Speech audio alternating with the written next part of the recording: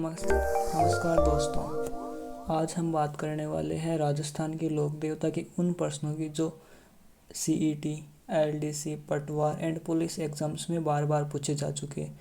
और दोस्तों यकीन मानिए, इस वीडियो या फिर इस क्लास के बाद में आपने अगर सारे प्रश्न सही कर लिए ना इस क्लास के, तो आपका एग्ज़ाम हॉल में एक भी प्रश्न गलत नहीं होगा इस टॉपिक से। और आज हम इस तरह से पढ़ेंगे दोस्तों, जिससे कि एग्ज़ाम हॉल में हमें तुरंत रिकॉल हो सके। तो दोस्तों चलिए शुरू करते हैं राजस्थान जीके का एक इम्पोर्टेंट टॉपिक, लोक देवता, जो राजस्थान की सभी भर्ती परीक्षाओं के लिए इम्पोर्टेंट रहने वाला है। तो दोस्तों अब से हम अपने क्वेश्चन से स्टार्ट करते हैं, पीवाईक्यू जो पिछली कक्षाओं में पूछे गए हैं।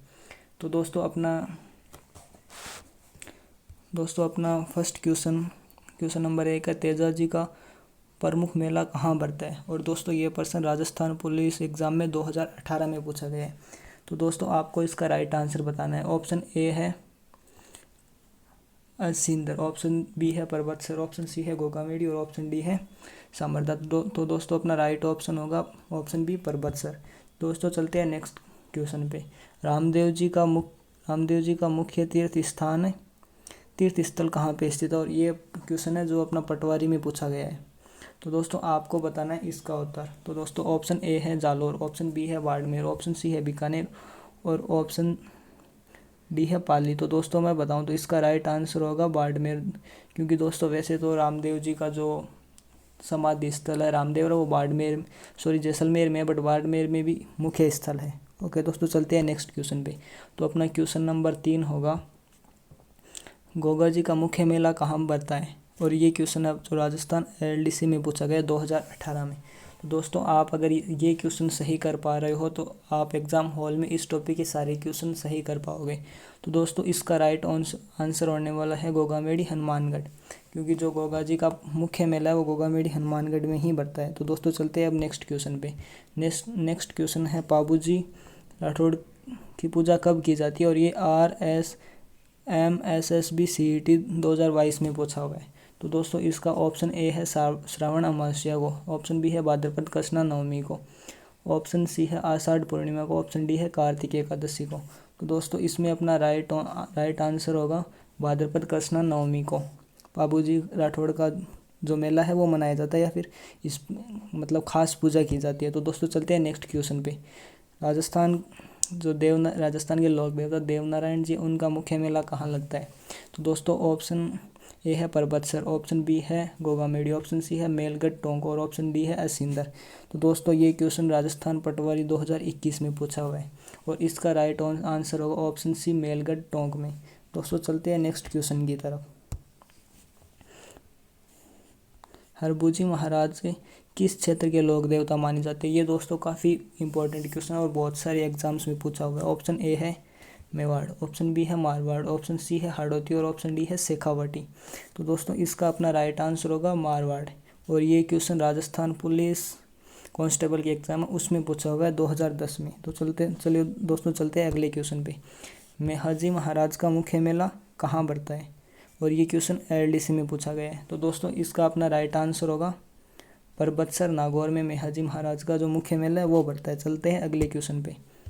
क्वेश्चन नंबर 8, राजस्थान के लोक देवता मलिनाथ जी किस वंश से संबंधित थे। और ये CET 2022 में पूछा हुआ क्वेश्चन है। ऑप्शन ए पंवार वंश, ऑप्शन बी सोलंकी वंश, ऑप्शन सी परमार वंश और ऑप्शन डी राठौड़ वंश। तो मलिनाथ जी राठौड़ वंश से संबंधित थे। चलते हैं दोस्तों अगले क्वेश्चन पे। रूपाजी बारहट किस लोक देवता के रूप में प्रसिद्ध है। और ये भी काफ़ी इंपॉर्टेंट प्रश्न है और ये राजस्थान पुलिस कांस्टेबल 2017 में पूछा हुआ। इसका राइट आंसर होगा ऑप्शन सी रूपाजी राठौड़, जिन्हें हम जानते हैं 4 हाथों वाले देवता कल्लाजी राठौड़ है, सॉरी। और इसमें हड़बूजी महाराज किस लोक देवता के शिष्य थे। तो इसमें ऑप्शन ए राइट होगा तेजाजी महाराज के। दोस्तों अगर गोगा जी के बारे में मैं बताऊं तो गोगा जी का उपनाम है जाहरवीर गोगा जी, गोगा पीर या फिर सर्पों के देवता। और रामदेव जी के उपनाम है रुणिचा का धरणी, रामसा पीर आदि। तो दोस्तों चलते हैं नेक्स्ट क्वेश्चन पे। क्वेश्चन नंबर 11, गोगा जी का असली नाम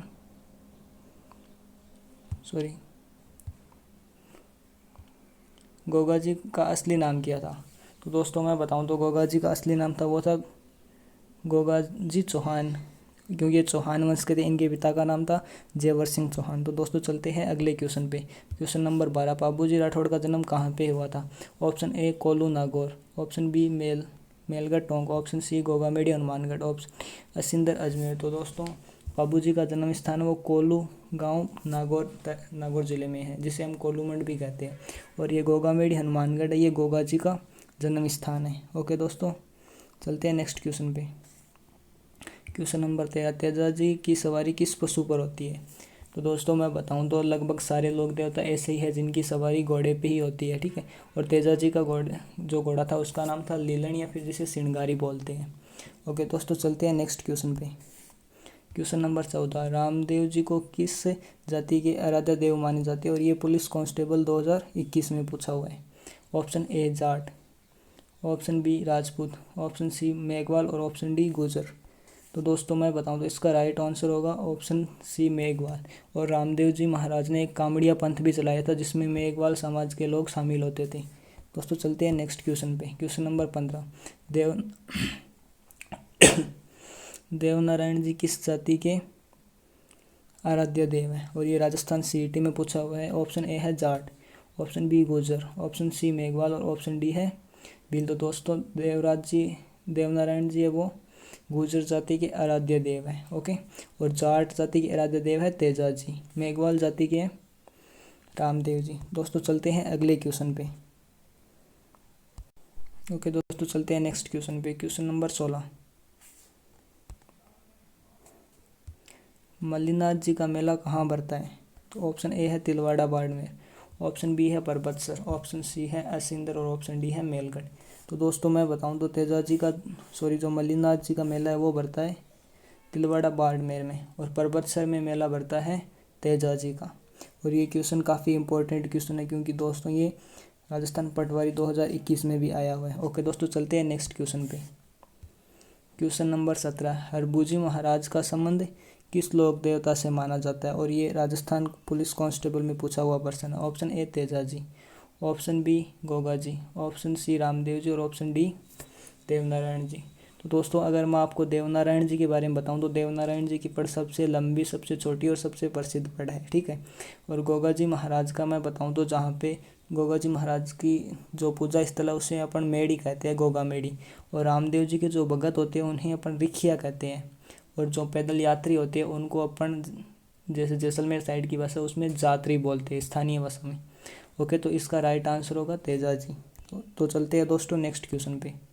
क्वेश्चन नंबर 18, रूपाजी बारहट का मेला रूपाजी बारहट का मेला किस जिले में भरता है? ये एलडीसी 2018 में पूछा हुआ प्रश्न है। Option A Ajmer, option B Bhilwara, option C Nagaur और ऑप्शन डी बाड़मेर। तो दोस्तों मैं बताऊं तो राइट आंसर होगा ऑप्शन बी भीलवाड़ा। रूपाजी बारहट का मेला भीलवाड़ा में भरता है। और नागौर में मेला भरता है तेजाजी का। तेजाजी का मेला है जो नागौर परबतसर में भरता है। और बाड़मेर में भरता है मल्लीनाथ जी का मेला तिलवाड़ा में। ओके दोस्तों चलते हैं नेक्स्ट क्वेश्चन पे। गोगा जी का प्रतीक क्या है? गोगा जी महाराज का प्रतीक क्या है? तो दोस्तों मैं बताऊँ गोगा जी महाराज वैसे तो घोड़े पे रहते हैं बट उनका जो प्रतीक है वो है सांप। और मैं बताऊँ तो तेजाजी महाराज के भी गले में सांप रहता है, ठीक है। तो दोस्तों घोड़ा तो मैं बताऊँ तो ऑलरेडी काफ़ी सारे लोक देवताओं के, तो राइट आंसर होगा ऑप्शन बी सांप। दोस्तों नेक्स्ट क्वेश्चन है क्वेश्चन नंबर 20, रामदेव जी का प्रसिद्ध वाक्य सबका भला करो किस सिद्धांत पर आधारित है? तो दोस्तों आपको मैं बताऊं तो रामदेव जी एक ऐसे लोक देवता जो हिंदू मुस्लिम सद्भावना के देवता या फिर हिंदू मुस्लिम समानता के देवता है। और काफ़ी बार ये क्वेश्चन भी पूछा गया है कौन सा मेला है जो राजस्थान का कौन सा मेला है जो हिंदू मुस्लिम सद्भावना पर आधारित है, तो वो रामदेव जी का होगा। और रामदेव जी हमेशा समानता का प्रतीक ही रहे हैं। ओके दोस्तों चलते हैं नेक्स्ट क्वेश्चन पे। ओके दोस्तों अपना क्वेश्चन है रामदेव जी का प्रसिद्ध वाक्य सबका भला करो किस सिद्धांत पर आधारित है? तो दोस्तों मैं बताऊं तो काफ़ी सारी बार एग्जाम्स में क्वेश्चन आता है कि राजस्थान का ऐसा कौन सा मेला है जो सामाजिक सद्भावना का मेला है, तो उसका राइट आंसर होता है रुणिचा का मेला या फिर रामदेव जी का मेला। क्योंकि दोस्तों रामदेव जी ने जो ज़बरदस्ती हिंदू लोग मुस्लिम बना लिए थे, उनको वापस हिंदू बनाने के लिए भी एक अभियान चलाया था, और उन्होंने जो अपने जाति प्रथा है उसको समाप्त करने के लिए कामड़िया पंथ भी चलाया था, जिसमें काफ़ी सारे लोग मेघवाल जाति के होते थे। और इसका राइट आंसर होगा समानता के लिए। बाबू जी का वाक्य है सबका भला करो, यह प्रसिद्ध है। ओके दोस्तों, चलते हैं नेक्स्ट क्वेश्चन पे। तो दोस्तों अब अपन बात कर लेते हैं थोड़े से बाबू जी के बारे में डिस्कस। तो दोस्तों सबसे पहले मैं बताऊं तो बाबू जी राठौड़ का जन्म नागौर जिले में हुआ था, जिस जगह का नाम है कोलूमंड गांव में, या जिसे फिर कोलू गांव कहते हैं। इनका जन्म सन 1256 में हुआ था, और इनके पिता का नाम था दांदल जी राठौड़, जो वहाँ के सामंत थे। माता का नाम था केला देवी, और बाबू जी को लक्ष्मण का अवतार माना जाता है। ये काफ़ी इम्पोर्टेंट है, और इसके लिए मैं आपको एक छोटी सी ट्रिक बताना चाहूँगा, जिस ट्रिक है पालय।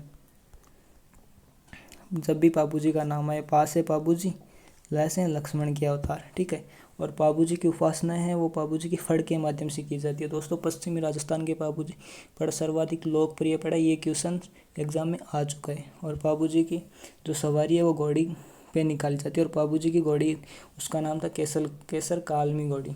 तो दोस्तों अब ना मैं आपको एक किंवदंती सुनाता हूँ, जो मतलब पुराने टाइम या फिर हम बचपन में हमारे दादाजी और वो सुनाते थे। तो दोस्तों एक बार की बात है, बाबूजी की शादी होने वाली थी, तो बाबूजी को कोई अच्छी घोड़ी नहीं मिल रही थी, क्योंकि आपको पता है दूल्हे तो घोड़ियों पे बैठ के जाएंगे। तो इसके लिए बाबूजी को किसी ने बताया कि भाई अपने यहाँ पे एक देवल चारनी नाम की औरत है, उसके पास एक अच्छी घोड़ी है जिसका नाम है केसर कालमी घोड़ी। फिर बाबूजी को घोड़ी लेने के लिए जब देवल भाई के पास जाते हैं, तो देवल भाई कहती है कि बाबूजी ये घोड़ी ऑलरेडी आपके बहनोई जिंदराव खिंची ने मांग रखी है, या फिर ये तो मैं उनको देने का वचन दे चुकी हूँ। तो बाबूजी ने कहा कि जैसे भी हो आप मुझे ये घोड़ी दो ही, क्योंकि इस घोड़ी के बिना तो मेरी बारात में सुंदरता नहीं होगी, ठीक है। तो फिर इस तरह बाबूजी देवल चारनी को वचन देते हैं कि जब भी तुम्हारी गायों की या फिर तुम्हारी गायों पे कोई भी आपदा आएगी, उस टाइम मुझे याद कर लेना, मैं आपकी सहायता करूँगा। इसी शर्त पर देवल चारनी ने बाबूजी को घोड़ी दे दी। अब इसी वजह से जिंदराव खिंची और बाबूजी के बीच विवाद उत्पन्न हो जाता है, और बाबूजी अपनी शादी के लिए रवाना हो जाते हैं। 3-4 दिन की यात्रा के बाद अपने ससुराल पहुंचते हैं। तो दोस्तों इसी प्रकार जब बाबूजी अपने ससुराल पहुंच जाते हैं, उसके बाद वहाँ पे एक प्रतियोगिता होती है, जिसमें बाबूजी की घोड़ी को अन्य घोड़ियों के साथ रेस करवाई जाती है। तब बाबूजी कहते हैं कि हमारी घोड़ी 4-5 दिन से लगातार चल रही है, तो आप एक बार इसे विश्राम कर दो, हम 2-3 दिन बाद में इनकी रेस करवा लेंगे। बट वहाँ के लोग नहीं माने। उन्होंने सोचा कि भाई अगर इतनी घोड़ी के बारे में इतना सुना है कि सलकालमी नाम है, तो कितनी अच्छी घोड़ी होगी। और इसी के प्रमाण के लिए उन्होंने वो रेस रखी थी। तो क्या है कि उस दौड़ में बाबूजी की घोड़ी जीत जाती है, और चारों ओर उस घोड़ी की वाहवाही हो जाती है, और बाबूजी उस घोड़ी के लिए प्रसिद्ध हो जाते हैं। और जब बाबूजी फेरे ले रहे थे, बाबूजी ने 3 फेरे लिए थे उस समय जो बाबूजी का बहनोई था जिंदराव खिंची, उसने जो देवल चारनी थी उसके गायें चुरा ली थी। तो क्या है कि उस टाइम जब देवल चारनी दौड़ी पहुंची बाबूजी के पास, उस टाइम 3 फेरे ले चुके थे। बाबूजी को उसी टाइम उन्होंने कहा कि भाई जिंदराव खिंची, आपके जो बहन है वो मेरी गायें चुरा के ले गए। तो बाबूजी उसी समय केसर कालमी घोड़ी लेके जिंदराव खिंची से युद्ध करने चले गए, अपने फेरों को बीच में छोड़ के। तो दोस्तों आप बताओ कि आप में से ऐसे कितने लोग हैं जो अपने फेरे छोड़ के किसी दूसरे काम में चले जाएं। तो यही है लोक देवता की कथाएं, या फिर जो हमें काफ़ी सारी जो पुराने लोग हैं उनके पास बैठने से पता चलती है, क्योंकि ये सारी चीज़ें किताबों में नहीं होती शायद, ठीक है। तो दोस्तों फिर बाबूजी जिंदराव खिंची से युद्ध करते करते वीर गति को प्राप्त होते हैं, इसीलिए उन्हें गौरक्षक देवता भी कहते हैं, क्योंकि वो गायों की रक्षा के लिए उन्होंने अपने जीवन का बलिदान दिया था, ठीक है। और नेक्स्ट है बाबूजी का जो मुख्य मेला है वो कोल्लू बाड़मेर में बढ़ता है, ये तो हमने देखी। और जो बाबूजी की कथा है वो भोपो द्वारा रावण हत्या वाद्य यंत्र के साथ गाई जाती है। ओके दोस्तों, अब चलते हैं नेक्स्ट क्वेश्चन पे। नेक्स्ट क्वेश्चन है देवनारायण जी का जन्म स्थान कौन सा, और ये राजस्थान पुलिस 2018 में पूछा हुआ है। तो दोस्तों इसका राइट आंसर होगा ऑप्शन बी मेलगढ़ टोंक, क्योंकि ये जो बाबूजी का जन्म स्थान है वो है कोल्लू। परबतसर है तेजा जी का जन्म स्थान, और जो गोगा मेड़ी है वो है गोगा जी महाराज की, जो जहाँ पे दड़ गिरी थी, धुरमेड़ी कहते हैं जिसे। ओके दोस्तों, इसका राइट आंसर होगा ऑप्शन बी मेलघाट टोंक। चलते हैं नेक्स्ट क्वेश्चन पे। नेक्स्ट क्वेश्चन है तेजाजी महाराज की जन्म स्थली कहाँ है, और ये पिछले ही क्वेश्चन में हमने डिस्कस भी किया है। दोस्तों इसका आंसर आपको ही बताना है। दोस्तों चलते हैं नेक्स्ट क्वेश्चन पे। सॉरी, इसी क्वेश्चन के पहले option A Parbatsar, option B Kolu, option C Melghat, option D Tilwara. तो दोस्तों इसमें मैं बताऊं, तेजाजी का जन्म स्थान है परबतसर, जो नागौर जिले में है। ठीक है, जहाँ पे बाबू जी का जन्म हुआ था। एक दांदलिया जाट परिवार में, जिसे जो धौलिया गोत्र कहते हैं, इसीलिए इन्हें धौलिया पीर भी कहते हैं। अब चलते हैं नेक्स्ट क्वेश्चन पे। नेक्स्ट क्वेश्चन है बाबूजी राठौड़ की का मुख्य पूजा स्थल कौन सा। ये CET 2022 में पूछा है। Option A Melghat, option B Kolu Nagaur, option C Parbatsar और ऑप्शन डी असिंदर।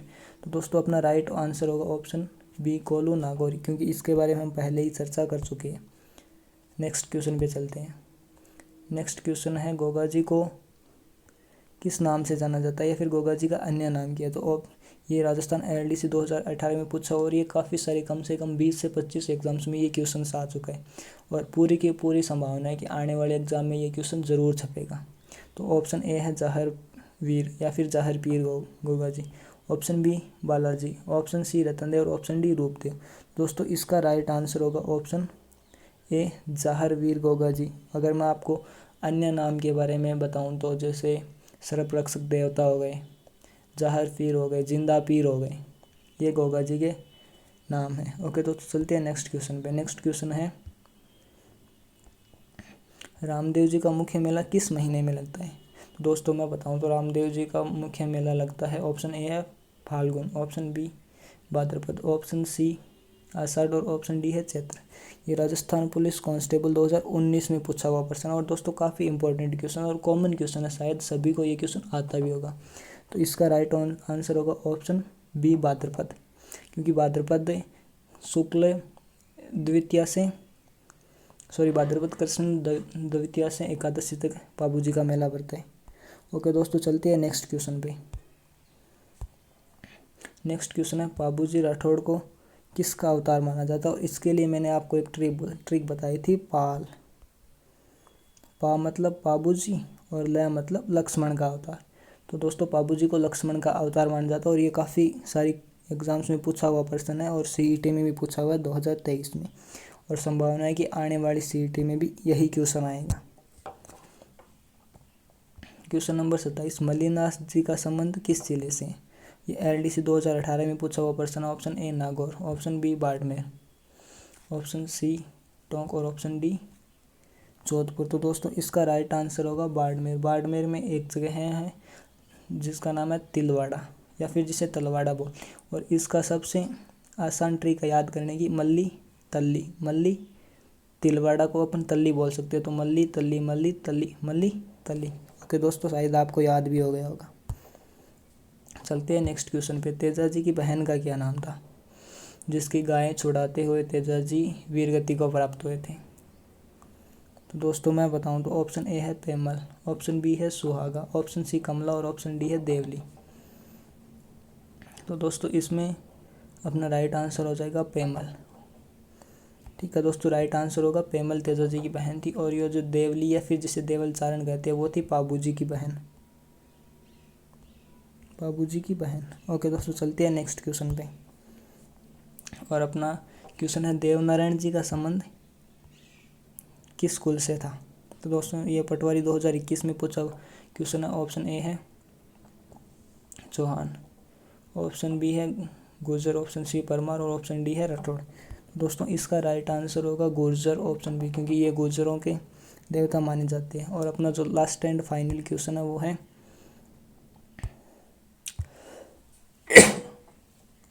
गोगा जी के पिता का क्या नाम था। गोगा जी के पिता का क्या नाम था।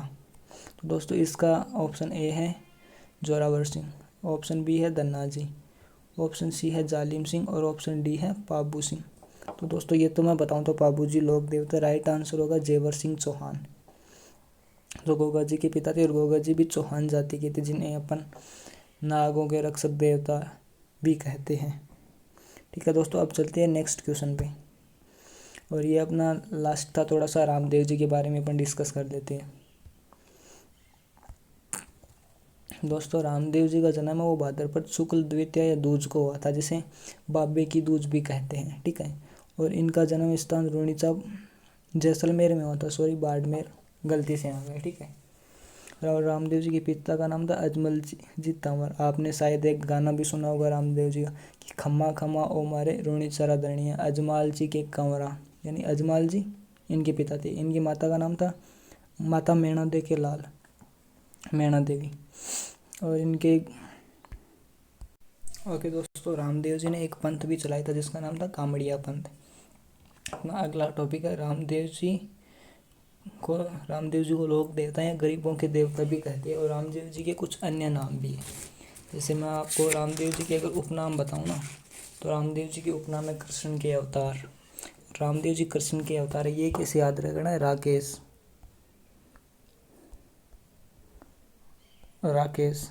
राम मतलब रामदेव जी का मतलब कृष्ण का अवतार, ठीक है। तो रामदेव जी कृष्ण के अवतार थे, जिसे लीले घोड़े का सवार भी कहते हैं, पीरों के पीर कहते हैं। और ये जो पंच पीर हैं उनमें भी शामिल है, जिन्हें मुस्लिम लोग रामसा पीर भी कहते हैं, ठीक है। तो नेक्स्ट मैं बताऊं तो रामदेव जी ने समाज में समानता और जाति भेद मिटाने की प्रयास किए थे। ये तो मैं आपको ऑलरेडी बता चुका हूँ। इनका मुख्य उपदेश था सबका भला करो। रामदेव जी का मुख्य मेला है जो भाद्रपद शुक्ल दशमी से भाद्रपद पूर्णिमा तक लगता है। ये थोड़ा सा दोस्तों मिस प्रिंटिंग हो गया है। ये भाद्रपद शुक्ल द्वितीया से भाद्रपद एकादशी तक लगता है। और रामदेव जी का समाधि स्थान रामदेवरा जैसलमेर है, क्योंकि दोस्तों टाइपिंग मिस्टेक हो जाती है। और रामदेव जी के जो भगत है उन्हें अपन जात्री कहते हैं, क्योंकि अपने भाषा में बोलते हैं यात्री, और पश्चिमी राजस्थान में यह को जय बोला जाता है, इसीलिए उन्हें बोला जाता है जात्री। अब अगर मैं आपको रामदेव जी के बारे में थोड़ा सा और बताऊं, तो रामदेव जी का जन्म हुआ था उंडू कश्मीर जैसलमेर में। इनके पिता का नाम था अजमाल सिंह तंवर जो राजपूत थे। इनकी माता का नाम था मैणा दे और इनकी पत्नी थी नेतल। इनके गुरु थे बालीनाथ जी, जो बाड़मेर की एक पहाड़ी पर तपस्या भी करते थे। और जो इनकी पत्नी थी नेतल दे, वो अमरकोट या पाकिस्तान के दलेल सिंह की पुत्री थी। दोस्तों ये क्वेश्चन काफ़ी बार आ चुका है कि ऐसे कौन से लोग देवता जिनकी शादी पाकिस्तान में हुई थी, तो उत्तर आएगा रामदेव जी। फिर इनकी जो बहन है उनका नाम था लाच्छा सुगुणा। और इनकी एक धर्म की बहन थी जिस दिन रामदेव जी समाधि ली थी उससे एक दिन पहले समाधि ली थी, जिसका नाम था डाली बाई। इनके भाई थे वीरमदेव, जिन्हें हम बलराम के अवतार भी मानते हैं। और जो रामदेव जी के दोस्तों सहयोगी थे वो थे लखी बंजारा, हरजी वाटी। उनके जो भगत थे उनको अपन रिखिया कहते हैं, जो मेघवाल भगत होते हैं उनके। और दोस्तों मैं बताऊं तो एक बार मक्का के मुस्लिम पीर आए थे 5, जो अपने भारत आए थे। उन्होंने सोचा कि क्यों ना रामदेव जी का काफ़ी नाम सुन रखा है तो रामदेव जी की परीक्षा ली जाए। तो उन्होंने वो रामदेव जी से मिले, रामदेव जी के साथ बातचीत की और रामदेव जी के सामने शर्त रखी कि हम आपके यहाँ खाना तभी खाएंगे जब आप हमें अपने मक्का वाले बर्तन यहाँ ला के दो। क्योंकि दोस्तों रामदेव जी तो चमत्कारी पुरुष थे। रामदेव जी ने कहा चलो आप उस साइड दूसरी तरफ मुँह करो, मैं आपको अभी ला देता हूँ। उन्होंने सोचा कि यार ये क्या ला के देगा। उतने में रामदेव जी ने अपने चमत्कार दिखाया और वो जो मक्का के बर्तन थे वही अपनी जैसलमेर में ला दिए। इसे देखकर जो 5 पीर थे वो हो गए एकदम चकित, और उन्होंने रामदेव जी को पीरों का पीर कहा है। और रामदेव जी ने सबसे पहला चमत्कार दिखाया था भैरव नामक राक्षस का वध करके। उस राक्षस का बचपन में ही वध कर दिया था। और भैरव राक्षस का वध किया था सातमलेर नामक स्थान है पोखरण जैसलमेर, वहाँ पे, ठीक है।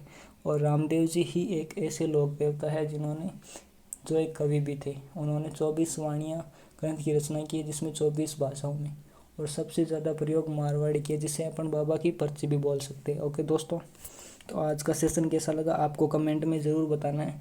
और दोस्तों इसी तरह हम राजस्थान एक कला एवं संस्कृति के सारे टॉपिक है वो जो 1 to 1 उनके PYQ करते जाएंगे। और दोस्तों अगर आपने ये PYQ सीरीज़ पूरी देख ली तो मैं गारंटी के साथ कह सकता हूँ कि आप कोई भी पर्सन राजस्थान कला एवं संस्कृति का गलत नहीं कर सकते। तो दोस्तों आपका बहुत धन्यवाद, आपने कंप्लीट वीडियो देखी। और दोस्तों अब आप अगर हमारे चैनल पे पहली बार आए तो दोस्तों चैनल को सब्सक्राइब ज़रूर कर लें। ओके दोस्तों, बेस्ट ऑफ लक।